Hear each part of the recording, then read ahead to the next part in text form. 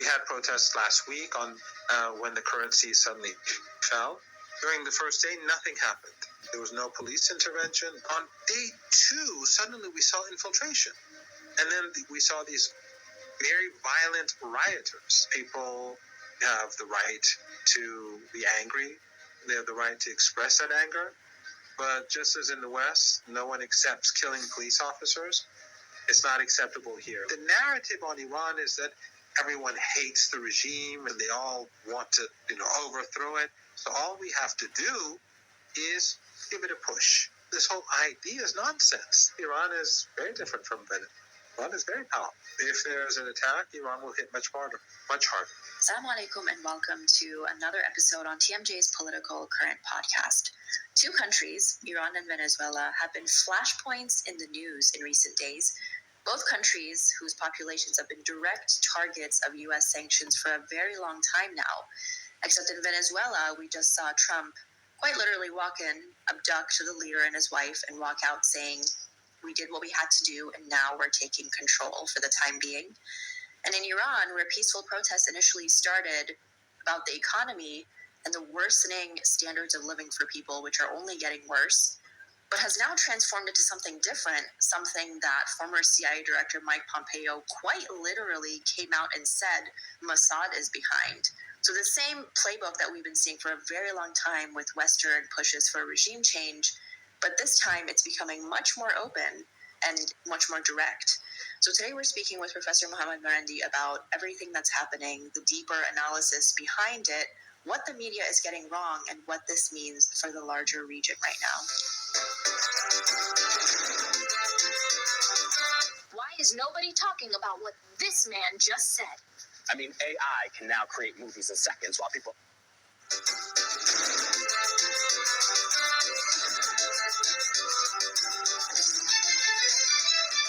Professor Marendi, thank you so much for joining us again on TMJ News. Definitely lots to cover in just the last few days, but I'm going to start actually with Iran. What we now see are protests and, in recent cases, riots as well that are taking place. But what we're seeing here in American media from Iran protests is very difficult to trust because, as we know, it's really notorious for showing a one-sided narrative, and it's often difficult to just even confirm what's really happening from videos, many of which are even AI and from several years ago. So it's become very difficult. But as someone who's, living in Iran, and especially with yourself, you're in a unique position where you are very closely involved with the intersection of both the older and younger generation in Iran as a professor at the University of Tehran yourself. Can you give us that inside look at what's really happening? How did these protests even start, and how are they progressing? First, you have to take into account the fact that in the West, for almost 50 years now, since the revolution, Iran has always been portrayed as an abnormal country. Everything about it is abnormal. And that's why they use the term regime. Regime always, they never say the Saudi regime or the Argentinian regime, it's always the Iranian regime, or one or two, maybe the Maduro regime, since he's a bad guy too. The Ansarullah regime, that's what they use it to imply that this is something abnormal, something that's not legitimate, and something that is not permanent because it is not normal. And so, therefore, it is very easy when you create that framework to show any or to create to constantly reinforce that image of abnormality. Whatever you say about the country that's, in a negative way, it makes sense. Even if it's often inconsistent. Because it's a bad country, it's an evil country. So if there are protests in Iran, let's say... This is a book of Proverbs 11 and verse 1. It reads, "A false balance is an abomination to the Lord, but a just weight is his delight." All praise and glory to Yahweh, Bahashem, Yahushai, Bahashem, Raha, Wadash, the Bohana Elder, and the apostles of with me, son hold well. A peace, blessing, and salutation to you, Akim, who are pushing this truth to the four winds of the heavenly, and being at the forefront of the spiritual war, to make sure Jerusalem is established as a praise unit again, as in the days of old. So it is another lesson coming to you through the spirit and power of Yahweh Hashem Yahshai, man. And it concerns the geopolitics and how different chess pieces are moving, man. And as always, it's all about resources, man. When this thing happened, when you see Esau with his big hammer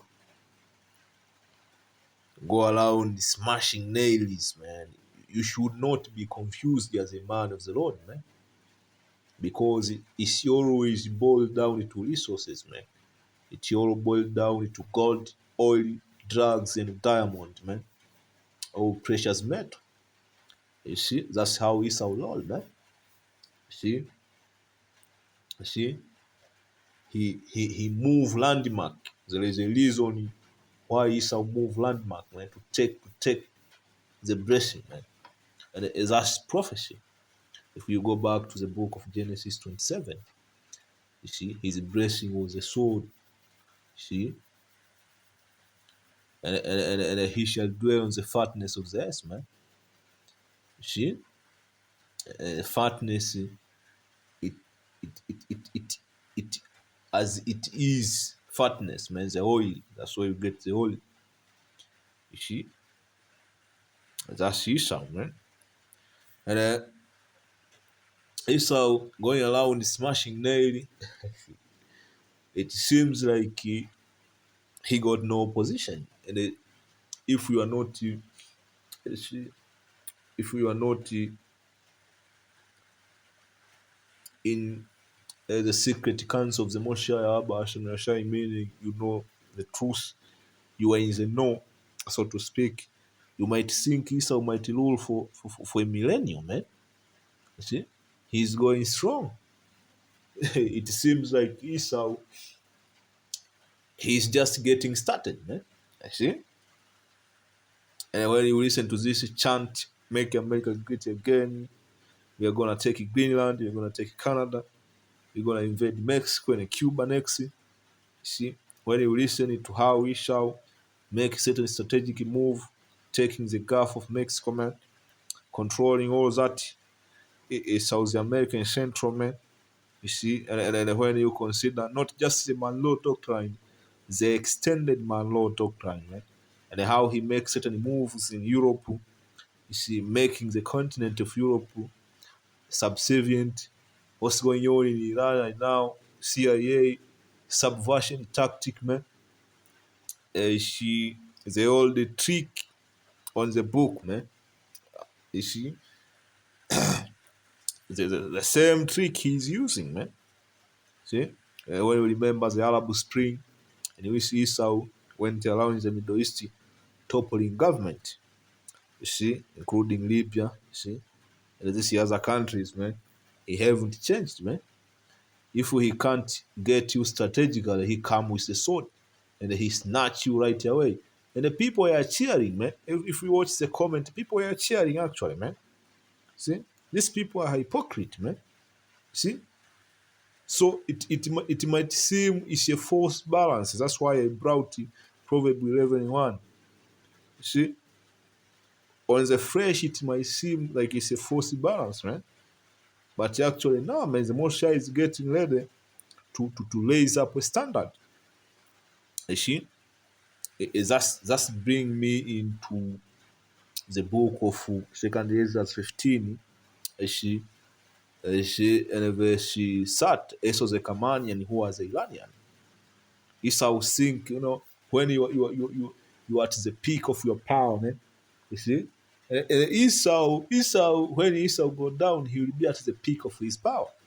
You see, where people think that this man can't get down, man, this man ain't going nowhere. You see, at the peak of his pride, man. Remember, he's a king of pride. You see, at that peak, the Moshe will take him down. See, he will raise up a standard, man. It will come through the Kamanian and the Arabic nation, man, and other Edomite nation, man. The Moshe will raise up a standard, man. Very soon, man. Lord willing, this year. It was the Kamanian raging wrath shall go forth as the wild boar of the wood. And there was a great power shall they come when they join battle, said, man. join battle with you, with the dragon of Arabia, shall waste a portion of the land of the Assyrian. What's the land of the Assyrian, man? America. And then shall the dragon have an upper hand, remembering their nature. And if they shall turn themselves conspiring together with in great power to persecute them. So you see. So and now Esau, he is at the peak of everything he got. I see.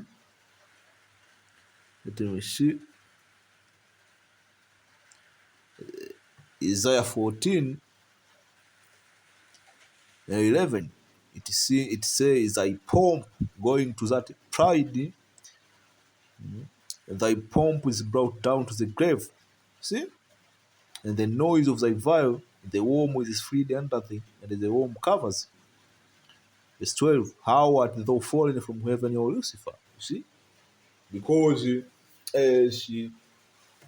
when you think like a man, you will be like a shit. This nigga ain't going nowhere, man. That's why when Esau fall down, this other nation will start saying, how art thou fallen, man? You see? How art thou fallen from heaven? Because the Moshe is making to where, you see, when Esau fall down, everybody will know this is the Moshe Haba Hashem Yahshai doing, man. See? Everybody will recognize and say, hey man, this is the Lord. See? And when Esau fall out of power, see? How art thou fallen? That's why they will say, how art thou fallen from heaven, O Lucifer, son of the morning? How art thou cut down to the ground, which did weaken the nation? See? Going around toppling government, using the three-letter agent, man. See? Getting that resources, man. Esau is never satisfied. He's like the grave, man. See? The grave never satisfied, man. See? There is actually a saying over here in Africa, Jack have a saying concerning the grave. See? It never full. That's Esau, man. You see? For though he said in thy heart, I will ascend into heaven, you see? I will exalt my throne above the stars of the Most High, man. I will sit also upon the mount of the congregation in the side of the north. I will ascend above the height of the crowd. I will be like the Most High. How foolish, man. This is how foolish this nigga is, man. But hey man, the Most High is gonna raise the standard, man. The Most High is gonna checkmate Esau, man. You see? So it's this session. I hope you brothers were edified. On to the next.